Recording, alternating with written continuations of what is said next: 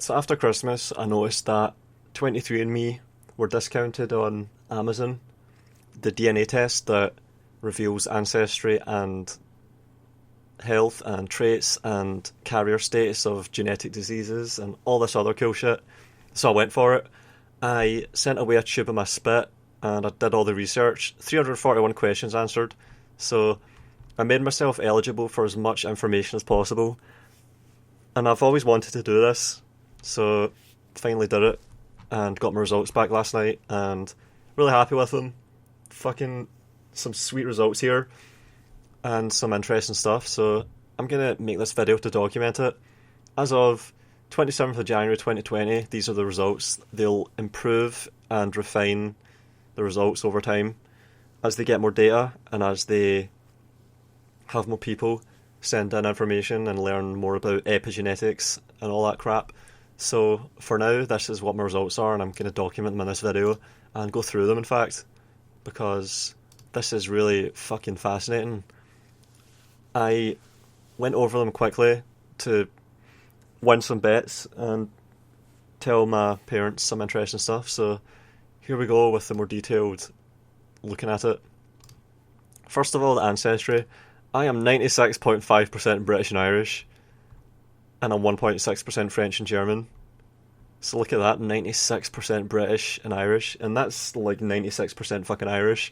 That's all Irish, which is surprising because I am born in Scotland.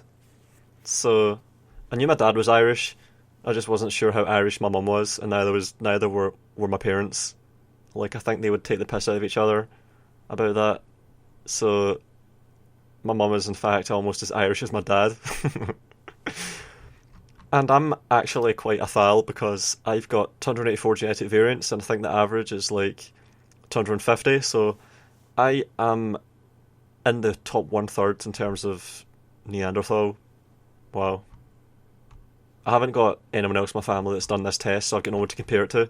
This is quite good. Like, so far I'm really satisfied with this service.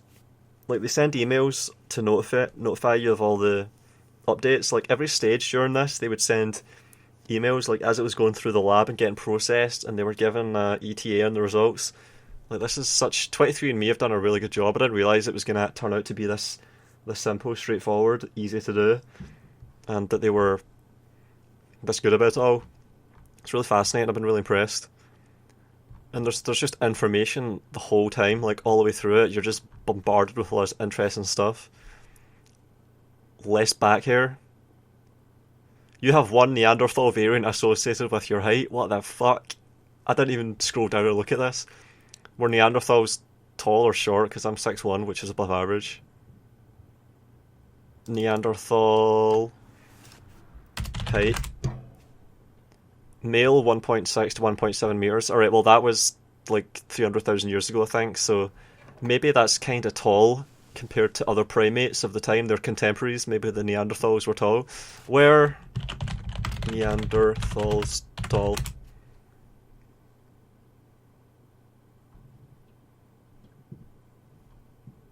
I don't know. Google's not telling me. Adults grew to about 1.5 to 1.75 meters tall. Early Neanderthals were taller than later Neanderthals. What the fuck? Neanderthal DNA helps you dictate your height. I don't know. Homo heidelbergensis. Yeah, it's not telling me.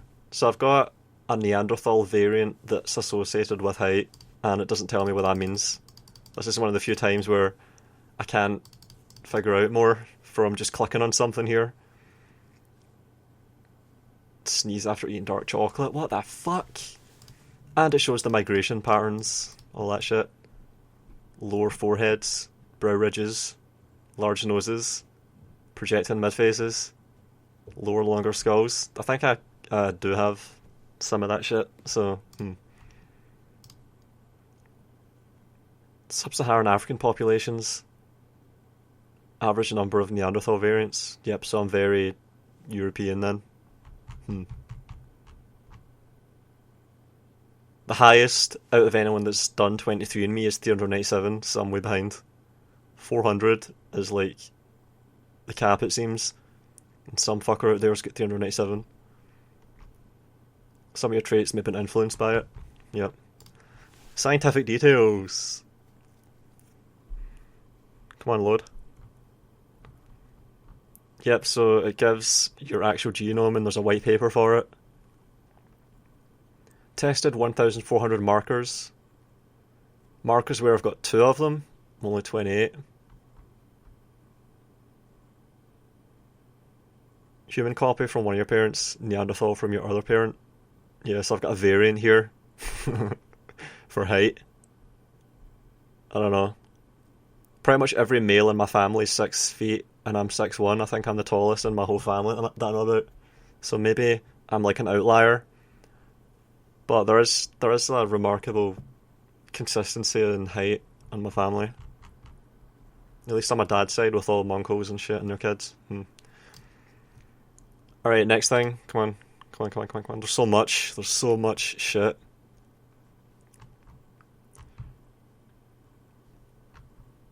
%95% more likely to have red hair or facial hair for my relatives, and 100% of them have British and Irish ancestry. And haplogroups, this is more about the migrations of my ancestors. It tells you your haplogroup on your mother's side, on your father's side. 1 in 34 people that do 23andMe have my maternal haplogroup. And it shows common ancestors, Viking warrior.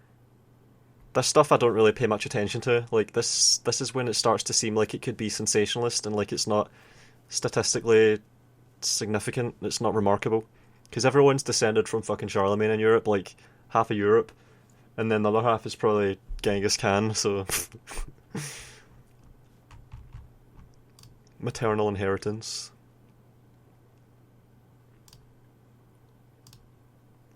Female migrations.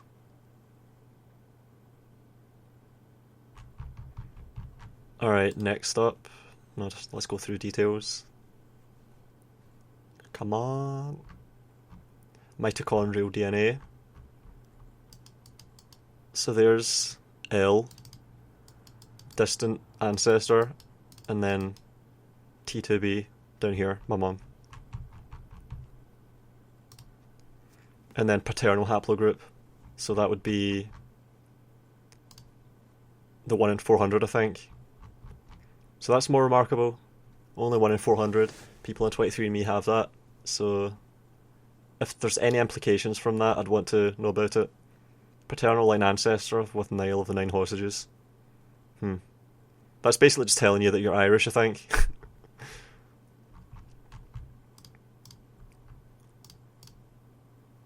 30,000 years ago. What the fuck? Don't know what that is.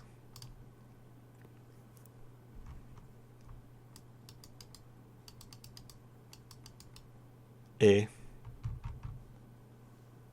Alright, I want to look at the British and Irish breakdown. Ancestry composition.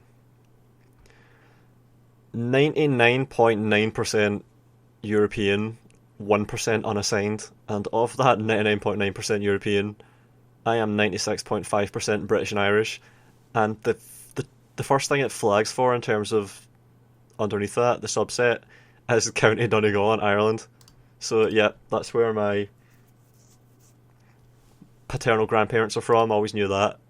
My cousins visit there sometimes. That's where Enya's from. I always knew that. So to see that flag up from 23andMe is impressive. Like, that's really specific, really precise, and it's a confident, bold claim that's totally on the mark. Like, they had nothing to go on to arrive at that apart from looking at my DNA, my fucking spit in a tube. So yeah, that's fascinating. Like, 2020 and we can see behind the curtain. We can actually make inferences just by examining our chemicals at the most fundamental level. We can glean all this and so precisely. It's really cool. Donegal, Mayo, Corks, Dublin, Galway, Sligo, Limerick, Kerry, Roscommon, and then United Kingdom. So it flags up with Glasgow, and Glasgow's also dark, like Donegal, so if you were to ask me, like, where's my family from and where do I live, I would have said from Donegal and I live in Glasgow. It's like I'm Irish genetically and I reside in Scotland and Glasgow, and it's telling me that that's where my ancestors are from as well, Glasgow. But it also has Greater London here. Like, see all this? All this flagging up in Ireland, especially in the west, like, that makes sense. So, obviously there's going to be some mingling with people from other parts of Ireland.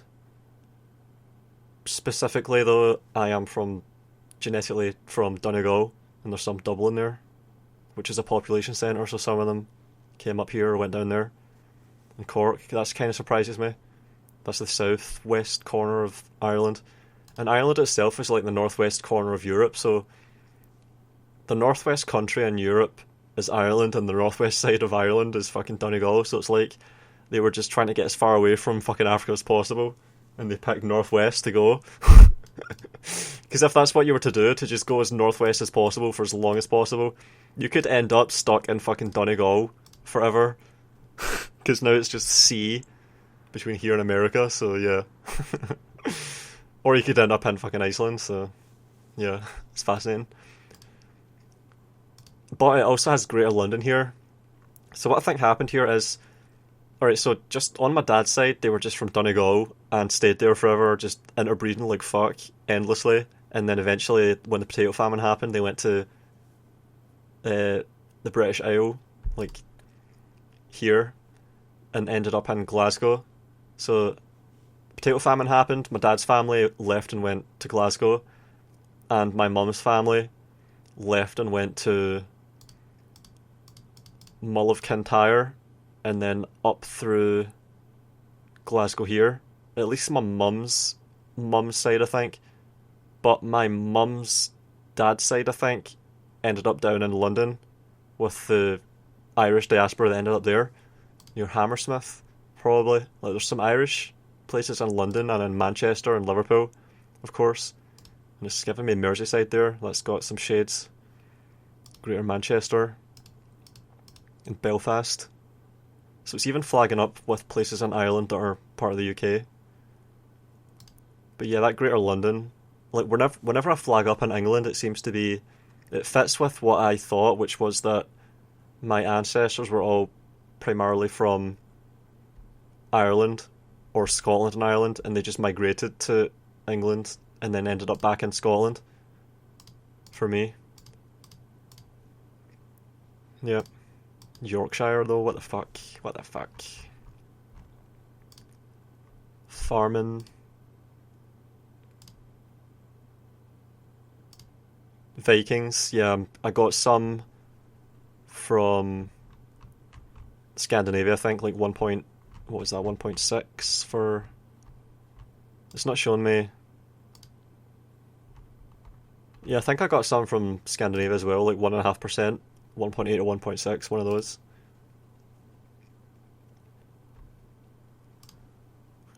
Give me my composition. Yep, broadly Northwestern European, 1.8%. So that's basically saying that some Vikings came over and some of their DNA ended up in the native population, and some of them resulted in me. So I've got some Celtic origins and some Viking origins, but mostly Ireland. And there's Iceland up there, which is shaded as part of broadly Northwestern European. But yeah, I'm pretty much pure homogeneously European according to this.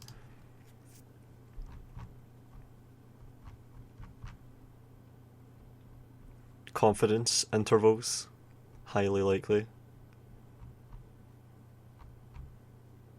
No Jewish, no Eastern European, no Southern European, no Italian, no Sardinian, no Spanish.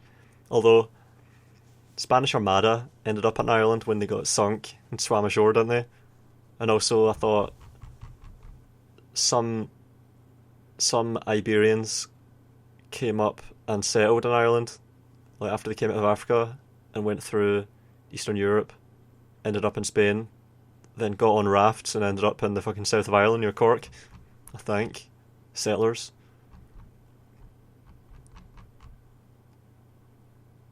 Confidence level.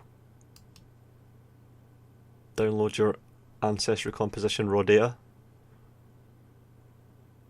Whoa, what is this? Your results are regularly updated based on your information. Yep. It's really good. I like that. Because my DNA doesn't change.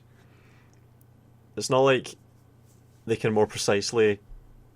It's not like they can dig deeper into my genome once they've got it and it's complete, then that's it, and all they can really do is refine what they can infer from it. So they've got my DNA, they'll always have it, and it's just about how well they can use what they've got to get better information. So they're going to keep updating it, and I like that. I can keep checking back on this and get better and better information. It's cool.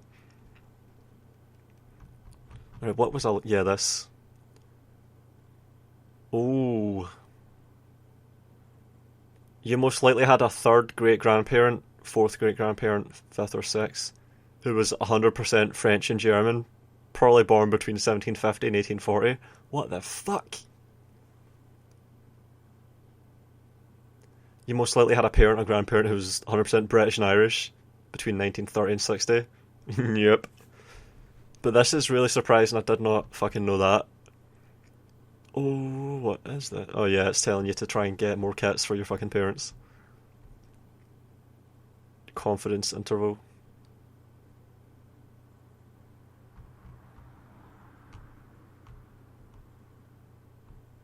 Yeah, I'm happy with those results. I like being Irish, so that's cool.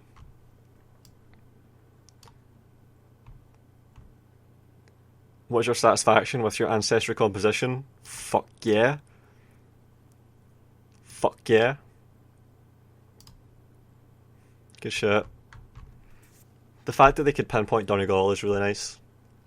I mean, if they pointed out somewhere else, I would have been disappointed, regardless of how accurate it is. Just because it would not match up with anything I know about this. Alright, so that's the ancestry, I think. So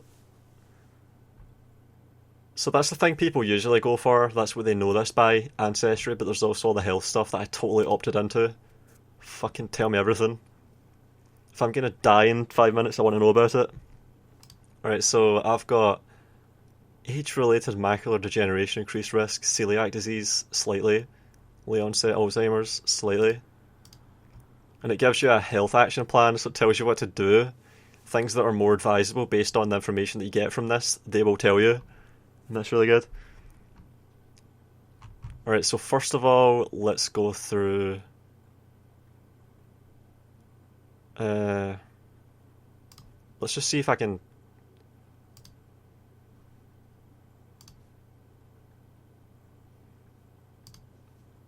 Yeah, so I've got both of the genetic variants for age-related macular degeneration, the ones that they tested for as well, that are indicative of eventually ending up with it.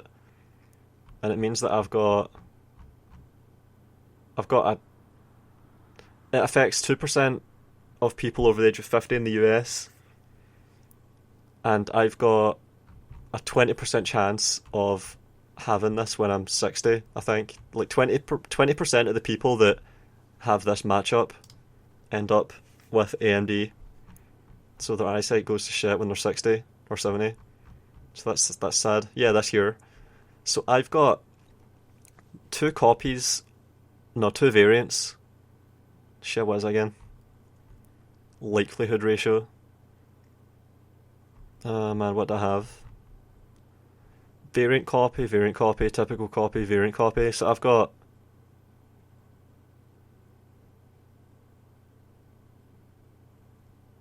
Wait a minute. 2/3 of Europeans have this variant,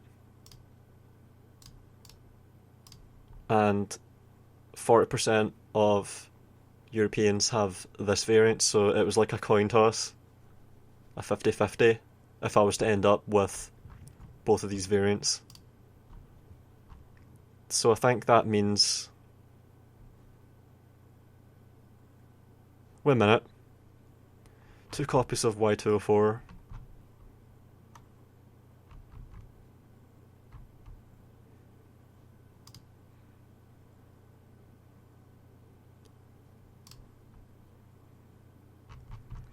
Does this mean that I've got a 50... What the fuck? 2 copies and 1 copy. What? I don't get this.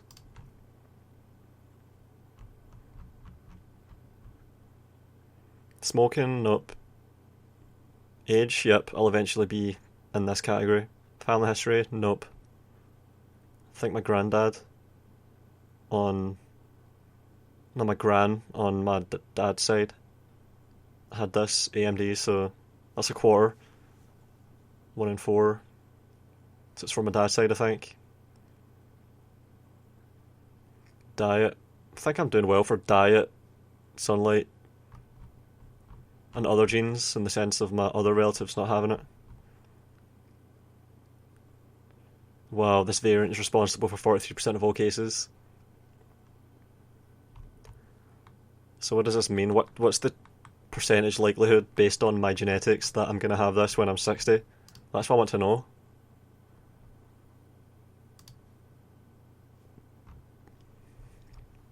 Because I've always thought I've had pretty good eyesight, even though I'm red-green deficient, which is 10% of the population. So I've got an increased risk. I've got 2 copies of this variant and 1 copy of that variant. So I've got 2 copies and 1 copy, so that comes under the 20%, I think. Yeah, I'm right. That's what I was thinking. Alright, so I'm going to just confirm this. So it's really confusing if that's not what it's telling me. So I've got 2 copies and 1 copy, and that puts me at odds ratios 20%, I think. Yeah. So there's a 1 in 5 chance, I think, that I'll end up with AMD based on having these 3 variants. 20% is bad. That's like playing Russian roulette. So I've got 2 brothers, and if you do the 20% 3 times, that gets close to 50% chance like that one of us will end up with AMD because of our genes. But I can probably offset that by not smoking and having all this shit under control. But yeah, it's good to know that. Like, if I was to just say, oh, my gran had this and blah blah blah, who gives a fuck? That's what happens to old people. I would probably not really take it that seriously and not think about it. But the fact that I get told that my genetics predetermines a 20% chance that I'm going to end up like that, and that there are things that I can do to reduce that chance, like diet and my behaviour environment, that's really interesting. Like, I'm going to, for the rest of my life, I'm going to be thinking about my eyesight, and that's not a bad thing. Like, it makes me, not that I would ever smoke, but it makes me even more averse to smoking and having a shitty diet, because I value my ability to see. If I can't see, I can't read. If I can't read, then... oh, fuck. Blurred or distorted vision, visionless. Yep, so that was worth it, the $100 just for that, holy shit. And then there's celiac disease, which I'm not taking seriously, because no one in my family has that, like, fuck's sake. Come on. I've not got any autoimmune or allergic disorders whatsoever. No, none of this stuff. No one in my family either. Gluten, wheat, barley and rye. That's no way. No way. Celiac disease. Absolutely not. That's never going to happen. 1 in 100 people worldwide. Diarrhea, gas, bloating, poor appetite, skin rashes, fatigue, anemia, headache. None of that shit. But my genes say that I was predisposed slightly towards it. A slightly higher chance than average, than normal. Typical copy, variant copy, VO tested markers, marker tested. Right, so I've got a variant copy. Wait a minute. Am I thinking about this right? This is typical. It's the variants that cause this. They precipitate these conditions. So the typical copies are not a problem, and it's the variants that they test for. So I've got one of the variants.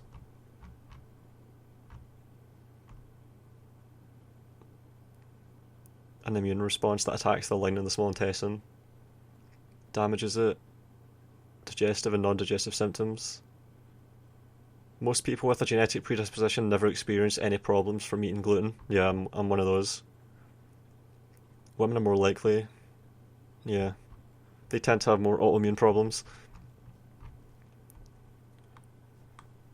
So wait a minute. Alright, I need to go back now and check the other one.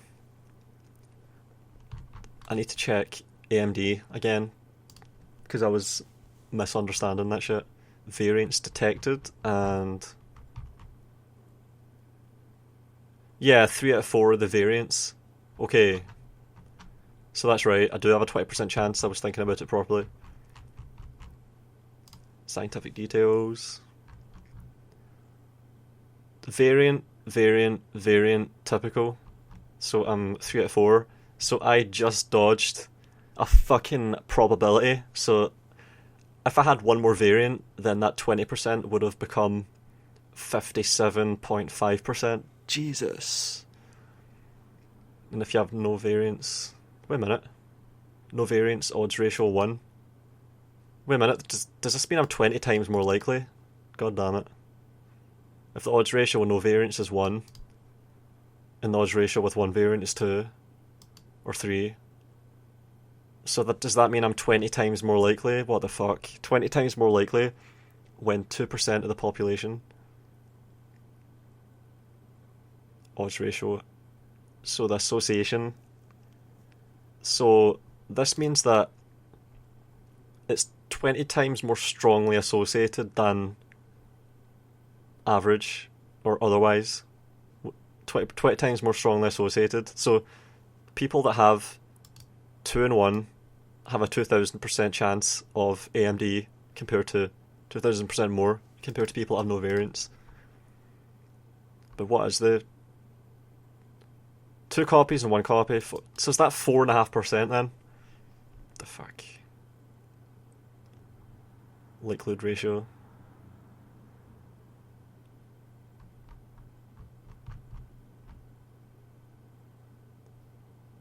It's very strongly correlated, at least.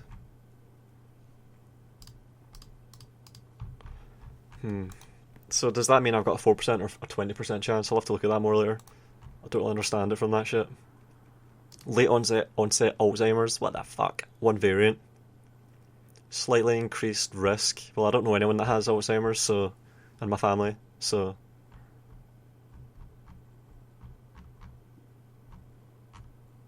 That's horrible though. Do not want fucking Alzheimer's, Jesus.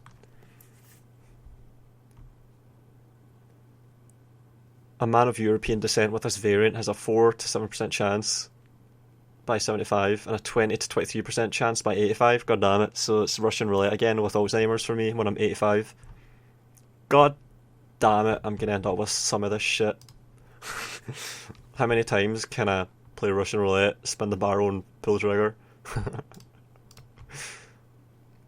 I need more though. Where's the details? Alright, yep. Alright, so I don't have any of this stuff. Type 2 diabetes, typical likelihood. 17% is typical, so I'm just under the halfway point for typical. 17% chance. Between age of 28 and 80. So I've got a 1 in 6. Broken down. People with genetics like mine that are in their... Wait, what? Wait, what? Average. Oh, so my genetics actually protects me from type 2 diabetes, good. And I have... Type 2 is... Maintain a healthy weight, yeah. Active, yeah. Healthy, yeah. Don't smoke, yeah. Alright, so I've already got diabetes taken care of. No way. Ooh. Pre-diabetes. Yep, there's no way. 40% of people are expected to develop type 2 diabetes in America. Fucking hell. Whew. That shit's bad. Typical likelihood, but it seems like I am way below the typical. Like, it's like half as likely in my 60s as the average.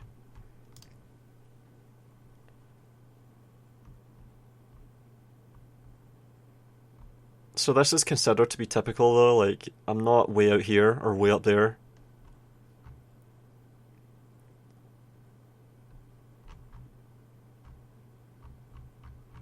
Yeah, I'm not going to be diabetic.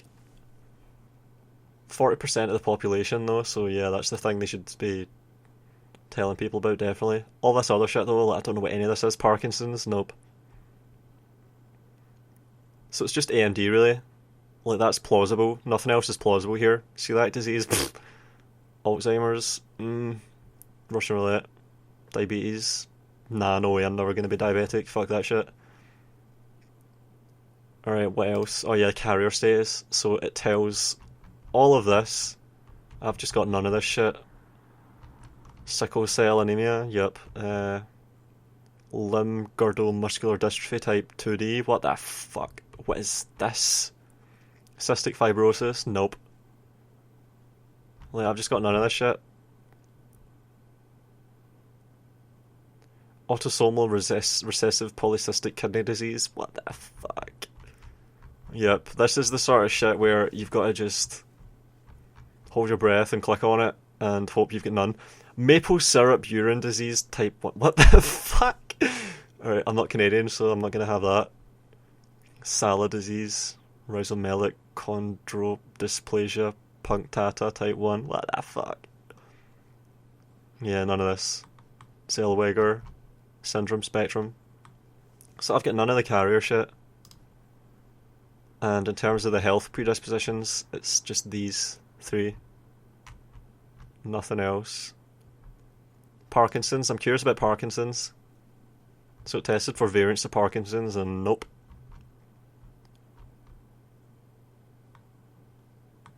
So I ran the gauntlet and I came out doing alright. Fucking gonna maybe have shitty eyes when I'm 60. Possibly, but nah. Alright, wellness. This is interesting. Like, this is when it's telling you about your actual behaviours. Alcohol flush reaction, unlikely to flush. Yeah, that's for Chinese people, because they can't metabolize the byproducts of alcohol metabolism, acetaldehyde, I think. Unlikely. Yeah, acetaldehyde, toxic substances in cigarette smoke. Wow, I didn't know that. So people that smoke and metabolize, or people that smoke and intake acetaldehyde flush because of it as well, builds up in their system. So they don't have the enzymes that metabolize the byproduct of alcohol metabolism, because it's a multi-stage process. So alcohol, acetaldehyde, something else, and then water and CO2. And they can't get the acetaldehyde to get to the water and CO2, so it causes irritation or something and makes them flush. Chinese people. So when people, I think, have access to clean drinking water for millennia, they don't need to rely on beer and wine that kills bacteria. So it doesn't. So there's not a selective pressure towards people that can metabolize acetaldehyde well in their livers. So they end up flushing whenever they eventually do come face to face with having alcohol in their system, because they can't process it.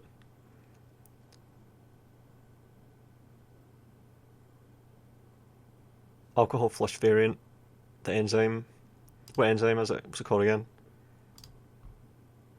Can't remember. And it doesn't say there. But yeah, I've never had that, but Chinese people I've known have had this, and it's fucking funny. Until you realise that they've been poisoned and their body can't process it, can't do anything about it. So likely to consume more? Yep. Like, caffeine doesn't have much of an effect on me. I can take like 2 caffeine pills of 200 milligrams, and then I might start to feel the effect of the caffeine. And whenever I drink coffee, I usually put in like 2 full tablespoons of coffee, ground powder, so instant coffee. So yeah. It's only telling me it's not significant though, fuck's sake. A little bit more than average. Yeah. So I've got a predisposition towards more rather than less, and that definitely is the case, because it doesn't really keep me awake. I can fall asleep after drinking a mug of coffee quite easily, usually. Maximum healthy amount, 400 milligrams per day. I used to take that in the morning, just from fucking caffeine pills. And I do get headaches when I'm off coffee for a long time, after I've been fucking doing that for weeks, so less likely to be a deep sleeper. I don't know. I can sleep through some ridiculous shit though.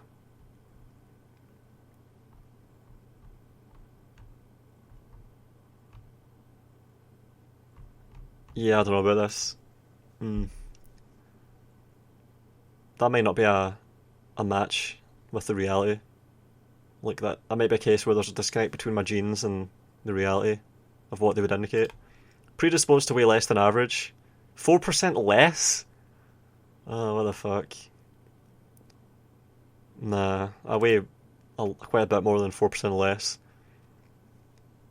Lactose intolerance, lightly tolerant. Well, yeah, I'm Irish, so it's like, it's guaranteed.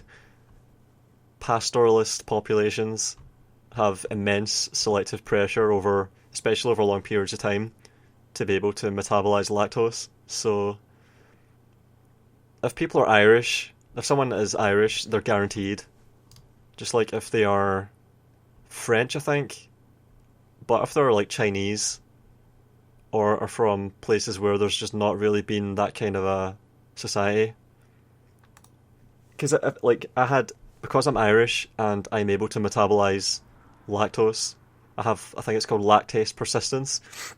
That means that my cousins didn't have lactose tolerance after they were weaned, and whenever it made a difference to survivability, if they could drink milk of their cattle, they would be less capable of using that to maintain their health, and it would actually be detrimental to their ability to survive and reproduce. So when there's a survival advantage conferred by being able to metabolize lactose, like if they are pastoralist communities, then eventually over time, the genes that get in the way of using milk to survive and reproduce get weeded out.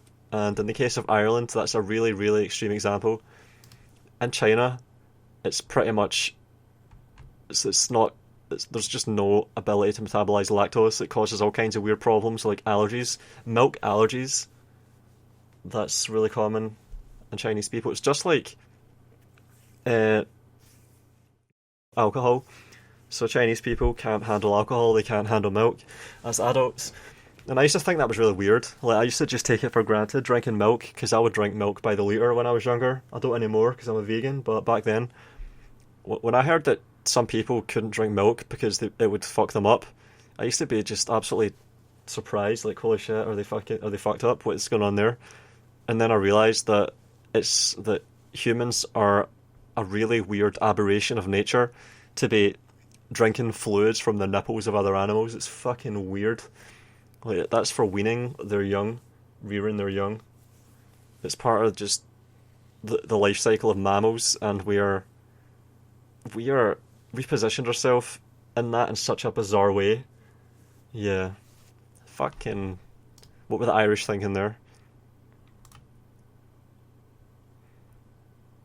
And muscle composition, common in elite power athletes. This is kind of sensationalist, like, this is the sort of thing that you look at it and you're meant to surely be like, fuck yeah, I'm fucking Superman. But I've only got one of the variants here. I mean, what else is there? Is there anyone that has different results? I mean, there's common result for elite power athletes, and then there's uncommon result for elite power athletes. This is just testing if you have the prerequisites for good performance, for good physical performance, and who doesn't? Like, where are the places that 2 to 3% of the difference in muscle performance? So I have a 2 to 3% advantage in muscle performance over some people. Yeah, and elite athletes who work intensely to reach the upper limits of their potential, that 2 to 3% may mean the difference between qualifying and missing out. Yeah, exactly. It's like Usain Bolt. There's pretty much no way that Usain Bolt doesn't have all of the genetics aligned in his favour in order to pull off a 9.58. So, and I've always been quite wiry and had like decent strength to weight ratios. Like I started out deadlifting on my first try, like 1.5 to 2 times my body weight, which is uncommon. In addition, of course, to my lean build. So this makes a hell of a difference at the most competitive end of the spectrum, the extreme freaks of nature. Like that 2 to 3% difference at the highest level of 100 meter sprinting is the difference between 9.58 and 10 seconds, pretty much. So yeah, but just for everyday average people, it's just interesting. Like, this is telling me I could have made it it's telling me I would not have been disqualified on the basis of my genetics according to these markers if I was to become a powerlifter. Percentage of customers with these results, yeah. So South Asians are really fucked over here. Wait a minute. Yeah, so Africans have elite power athlete genetics here.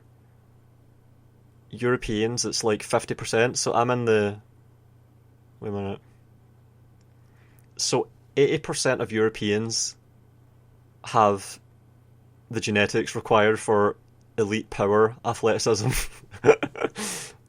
Only 20% don't, but then when you get to South Asia, it's more than a third that are disqualified by their genetics.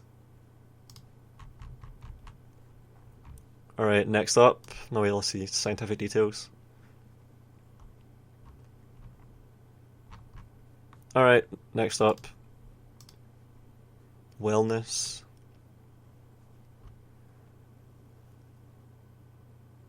Saturated fat and weight. So this is seeing if there's a connection between the type of calories you take in and your weight. It's saying that not all calories are equal. All calories are not equal. There is not equality between all calories. It's an awkward phrase. I had to reform it. So if I take in saturated fat or carbohydrates, it doesn't make a difference to my actual weight gain.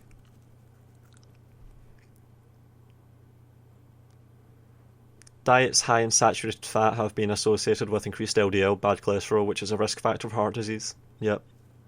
Well, I don't take in any saturated fat because that's pretty much only found in animal products. So even if I was to be fucked over genetically in terms of my ability to get away with eating this, I would still not be making use of it. And I definitely noticed this about myself. Like, I would eat a lot and not put on any weight. So even if I ate a lot of meat back when I did, a lot of shitty, fast junk food crap, I still would not put on any weight. And sleep movement, yep, definitely below average. Like, I'll wake up in the same position I fell asleep in, so this is not really a hit. This is not a match.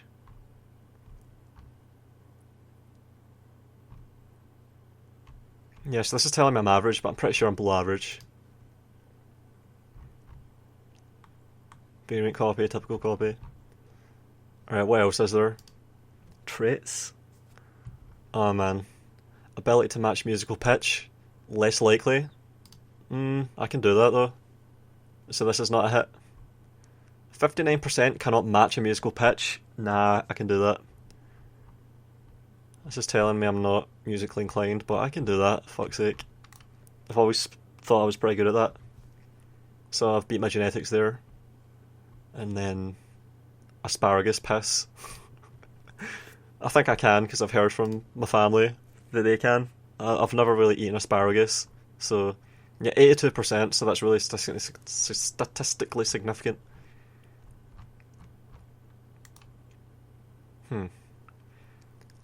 Back hair, yeah, I don't have any back hair. That's weird.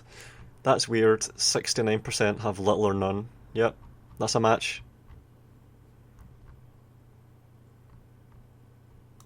Yeah, that would get in the way of ability to sweat, that kind of thing. No bald spot? Yep, I've looked at this already. 92% don't have a bald spot, so when I go bald, it will not be from the top down, it will be from the sides up. 92% is really, really statistically significant. Like, I'm all the way down here, holy shit. 92%.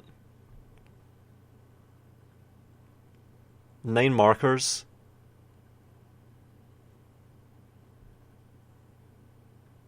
So you can really get fucked over here. You can be just over the probability side if you're in the first bin. But I'm in the 20th bin. Like, I'm right at the fucking extreme end of the spectrum. Average European is up here. And I'm all way down there. Like, holy fuck, I could not be any more genetically averse to a bald spot. And that matches my family. Like, my dad still has hair and he's like 70, so yeah. And both my granddads had a lot of hair right up until the end.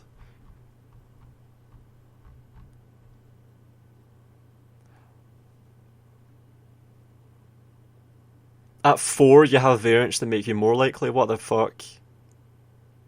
So I've got 3 variants that make me less likely. I've got 4 that make me more likely, and 2 that have no effect.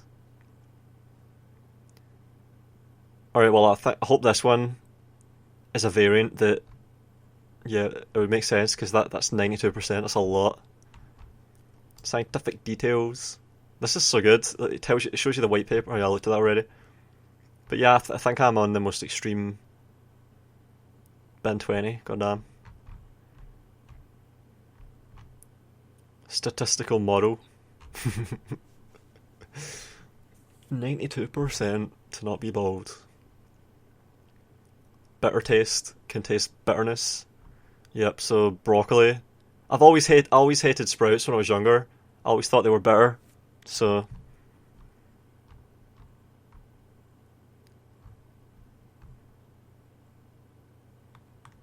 yep. That's only 51% there, so that's not really statistically very significant. Variant copy. Bunions? No way, man, I don't have any fucking bunions, what the fuck. 4% chance of having had a bunion. The average is 17% and I'm at 4%. Yeah. How we got your result? Yep. So it's telling me there's a really statistically low chance that I'll have a bunion, and I've never had a bunion or any of that kind of shit. Dimples? Yeah, I don't have dimples. 50% don't, and I don't, so that fits as well. It's like a 60-40 split. Cilantro. I don't know really what that is even, like, I don't really know what that is. Soapy. Slightly higher odds of disliking it. Slightly higher odds of disliking it. So I would probably dislike it, and that may be why I've never tasted it, because my fucking whole family doesn't like it either. Cleft chin. 68% don't have a cleft chin. What is a cleft chin? Jawbone might have a gap in the middle. Yeah, I don't have that. Nope. And 70% don't, so yeah, I'm really close to the most extreme here. 68% to 32%. Yep, definitely don't. Wow, you can be genetically predetermined to have one. Wait a minute, what? No cleft chin. 67. Wait, what? What? So, my genes are giving me the highest chance that can be genetically given to have a cleft chin, but I just don't. Oh, man. Yeah, I definitely do not. That's a weird way of phrasing it, though. So it's basically telling me that I've got a really elevated chance of having a cleft chin, but I still have almost no chance. It's only like 1 in 3. It's a weird way to phrase it. It's confusing. That threw me off. Dandruff? Nah, I've never had dandruff.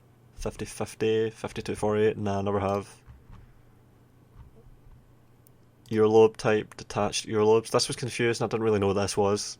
So this is when it looks like people have ears that actually come out of their heads. Like when it's fused to their fucking head, the ear. Yeah, mine's detached. When they kind of look like a bat or a dog or something. Early hair loss? Nah. 81% did not experience hair loss or thinning before 40. Yep, I'm 28 and still have nothing. I thought I had a grey hair at one point, but I've never had it ever again, so...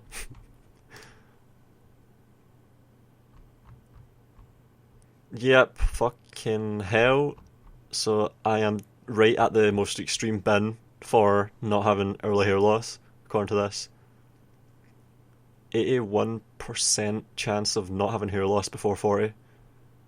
androgenic alopecia, but it's possible to have a 70% chance of having hair loss according to these markers. So if you have these markers that they test for in full to the most extreme extent, you've got a 70% chance of having hair loss. That sucks.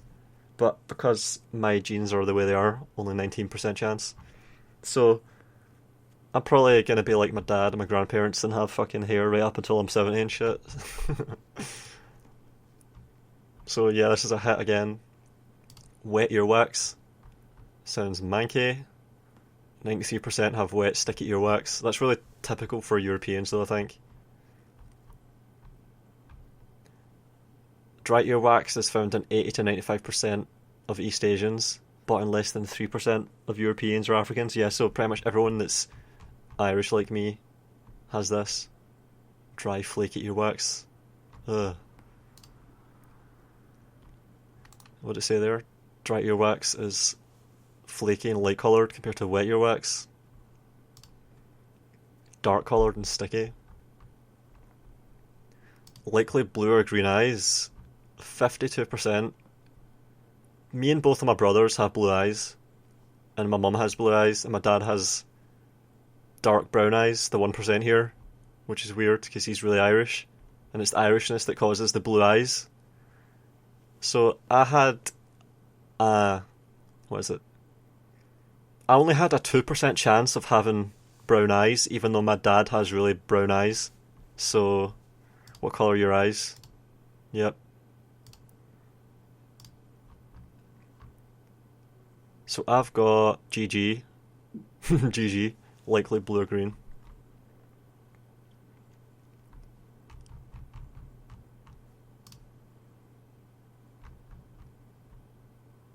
Variant copy for blue. This is something I've always been really curious about. The genetics of eyes, especially blue eyes. Because I've got blue eyes, really blue eyes. So, to see the actual place on my genome, the name that it's been given, confirming to me that I have variants, the variant copy of the genes for blue eyes.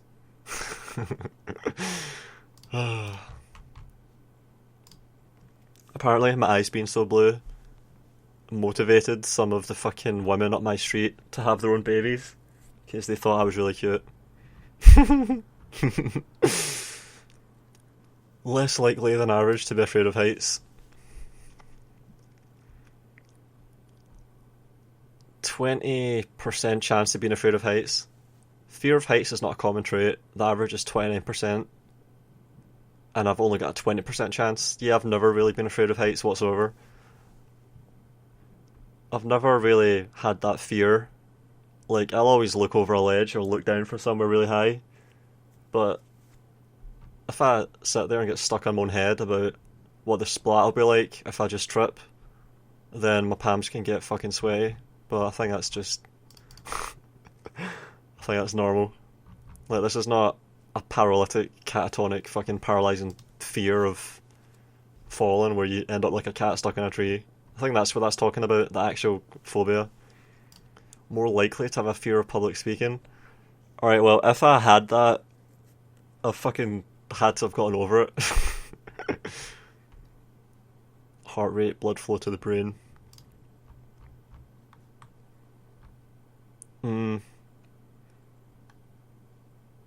I did not like giving fucking in uni for group projects. I did not like giving presentations.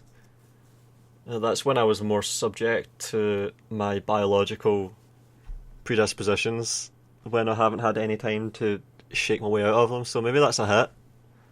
But at this point, like, I could not give less of a fuck about giving presentations in uni, that kind of thing. Finger length ratio. 74% have longer ring fingers. Alright, let's have a look. Yep, definitely. And I think... No, wait a minute. Yeah, I do, barely. And if I was to have had a longer index finger, I think that would also increase my chances of being gay.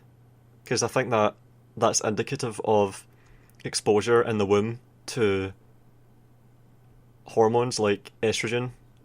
And I think that affects psychology and behaviour. So And also younger siblings tend to have been exposed more to those hormones in the womb. So the more older brothers and sisters you have, the more likely you are to have deviations from heteronormativity. And in my case, and I have actually tested this with people, like gay people, so, and they've asked me to check my fingers as well. Long story, but if you, so that this sort of this it makes it look like there's a genetic component to sexuality then and gender. So I'm in the top quartile for a longer index finger in terms of the bins. So there's only 5 bins here.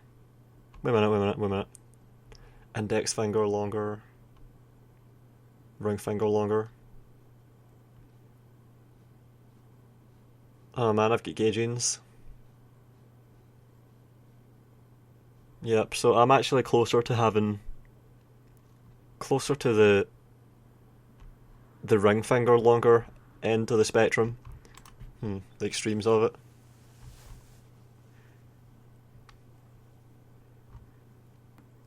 %74% of people like me.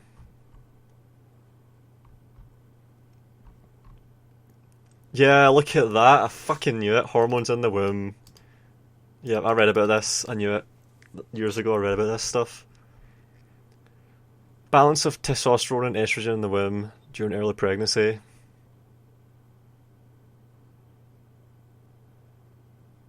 Yeah, so I was right. And I'm also right about the sexuality thing. So if people have a shorter ring finger, then it correlates with their sexuality. And it's quite a remarkable correlation. It's not nothing. It's not insignificant. So that might be why younger siblings, that might be, I mean that might also suggest that younger siblings are more likely to deviate from heteronormativity as well. Yeah.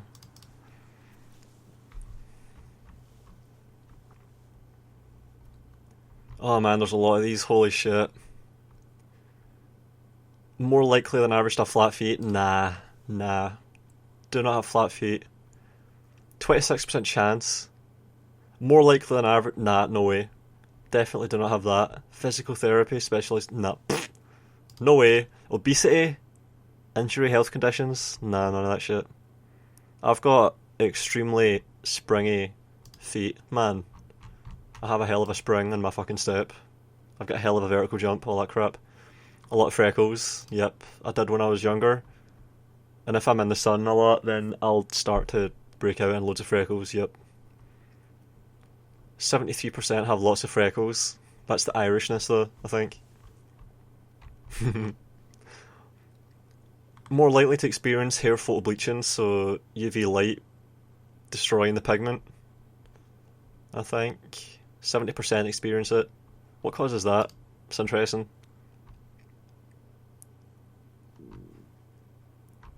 Can I find out? Apparently not. Alright. Straight or wavy? What else is there? Curls? Yeah, if I have long hair, it starts to go wavy. Likely straight or wavy.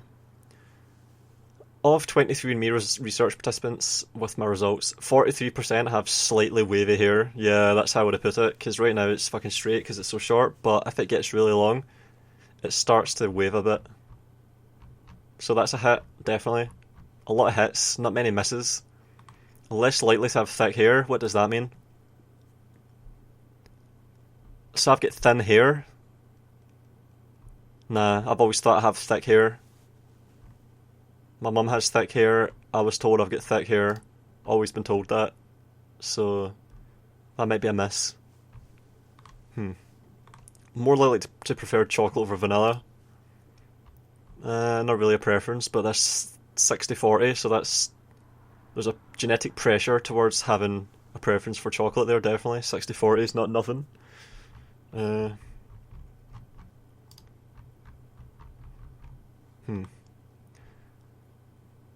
Light or dark hair? Yep, my hair is pretty dark brown. 45. Quite dark. 57% have dark brown hair. Yep. I didn't send them any hair strands and they still figured it out, so yep. That's a hit. Whoa. Bigger the circle, the stronger the effects your variants have. So this means that there's a few places where hair colour is really strongly determined. At 11 of the genetic markers, I've got variants that make me likely to have lighter hair, and at 16 I've got variants that make me likely to have darker hair. At 15 there's nothing. So there's a 16-11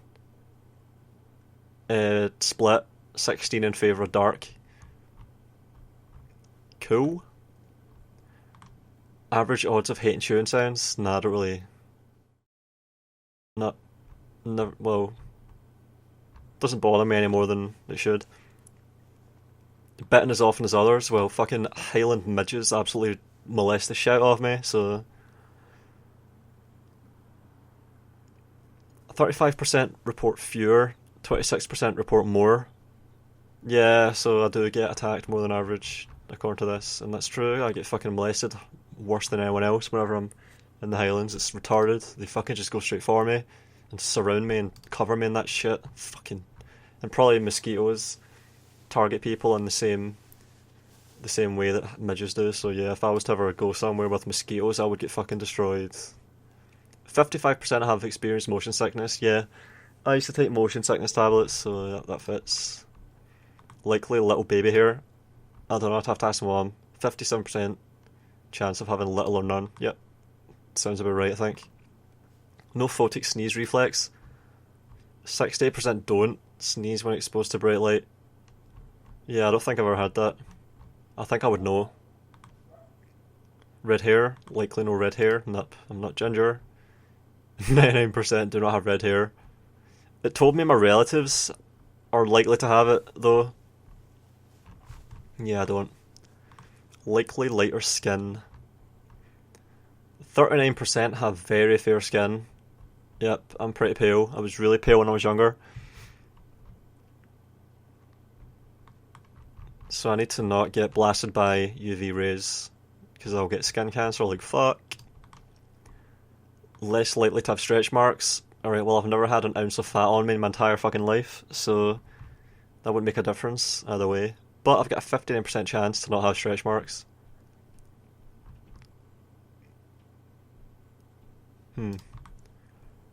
Prefer salty. 62% prefer salty or savoury. 38% prefer sweet. What's the normal though, like... Details. Yeah, there's no taste map on the tongue, that it's spread all over. Oh, right, good. The bins. So I'm quite close to the most extreme bin towards salty. I'm only 4 away. And it goes 70 to 40. Yep, so I'm up here at 60. Between the 40 and the 70. Likely big toe longer? What the fuck? You can have a toe that's longer somewhere else? Oh, that's weird. How the fuck can you have a big toe that's shorter than your other toes? What the fuck? I didn't even know people had that, that's bizarre. No unibrow. Yeah, I've got no unibrow. Oh, and this one, likely to wake up at 9:04 AM. Alright, so that's really late, I thought.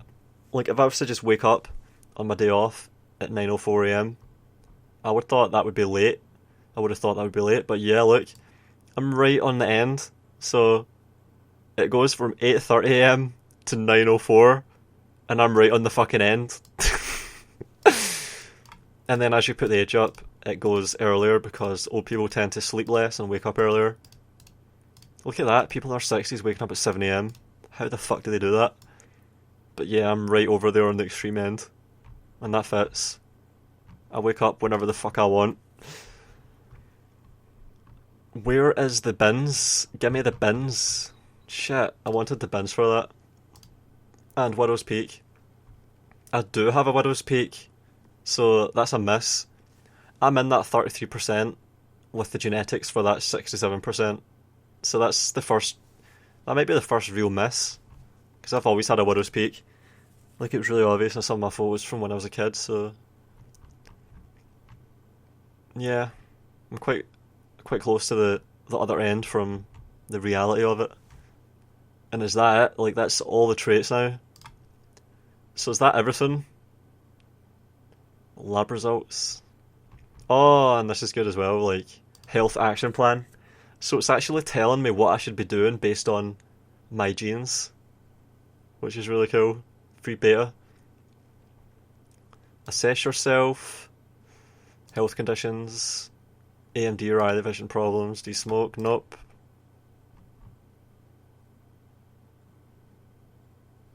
Back to my health action plan. Learn about AMD. Typical likelihood of developing diabetes, and it's basically telling me that I should eat nutrient-dense foods. There's no way. I mean, it's been hyper cautious. I mean, if it's telling me to be careful about diabetes, which I'm obviously never gonna fucking get, then I've got nothing to worry about, pretty much. High in processed meats. Oh, potatoes. Fuck. Oh no. Choose foods with high nutritional quality like olive oil. What the fuck? Maintain a healthy weight. Yeah, there's no way I'm ever going to be fat at this rate. I'm even predisposed towards being less than average. Alright, well that's it I think. And DNA relatives that I could do as well. So I could put in my name and my family tree, name of my parents, and it would put me on the tree with anyone else that's done this test.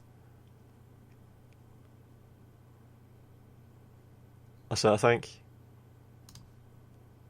That's everything I think that this $100 23andMe DNA test assesses for. I think I went through everything. Health and communities, what the fuck? Depression, ADHD, migraine, what the fuck?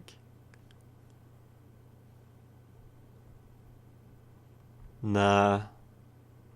This is the shit that it's flagging me up for, like insomnia, because it thought I was a light sleeper. IBD, nope. Parkinson's, nah, none of this shit affects me whatsoever. Oh man. ADHD maybe. This is really good though. Like I was really satisfied with this. It's like $100 now. You can probably get it on like discount days for $100. All of this, and it's so worth it. Oh man, I'm really glad I lived long enough in this current epoch of human civilization. I'm glad I made it to this point, that we can actually do all of this with $100. That it's available commercially to anyone. They can scrape together a small sum of $100. They're able to actually sift through their genes from a tube of their spit and make all of these determinations. Holy shit, like, see when I looked at this and saw Donegal being marked there, I was like, wow, this shit is legit. They are not fucking around. This is not a piss take. This is not a scam. Like, these are fucking scientists, and they know their shit. Like, my DNA was actually bred on a slide, and then purified, and then fed into a machine, and sequenced, and they knew exactly what everything meant. And the way they present it to you, it's really good.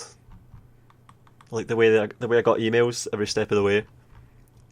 I was anticipating these fucking results, and they didn't let me down. And I'm probably going to try to get my mum and dad to do this as well, just because it's so interesting, just for how I did it. So, yep, I would sit and read my fucking parents' results as well, just because I'm so curious about this stuff. And I'm going to be coming back and looking at this later on, every like few months at least, to see if they've refined it further. Because I really want to know what's going on with the composition that it flagged up for French and German, and from non-Irish Britain. I'm really curious.